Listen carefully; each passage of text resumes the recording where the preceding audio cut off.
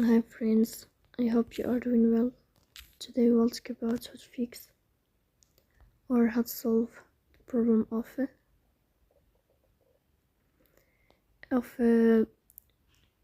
delay on Suno app. You click on settings. Here we click on apps, default apps, app settings. Here you will search about Suno app and you will click in this page.